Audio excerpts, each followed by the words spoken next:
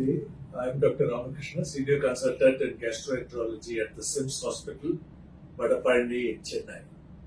So today we have Celiac Awareness Day, and I'm going to tell you a little bit about this disease and why it is important to know about it.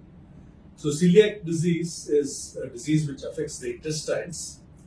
It is caused by an allergy to proteins which are there in meat.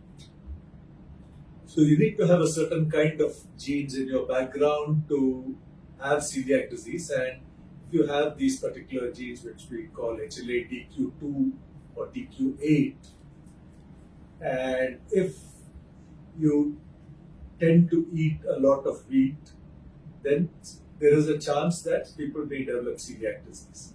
Now, in certain parts of our country, nearly 1% of the population, or in fact more than 1% of the population, has celiac disease. Why is celiac disease important? I mean, basically because it makes the lining of your intestine thin. It interferes with absorption of food, it interferes with absorption of iron and vitamins, and it leads to a number of problems like weakness of the bones, anemia, infertility, and reduction in growth. So when children get celiac disease, very often they do not reach the same height as their normal other peers would. So the celiac disease is something which is very easily preventable. It needs to be diagnosed first. First you need to be aware of it. Once you're aware of it, it can be diagnosed initially by a blood test, and then we need to do an endoscopy and biopsies from the small intestine to see what the intestinal lining looks like. The treatment is actually very simple. It consists of avoiding wheat in all forms.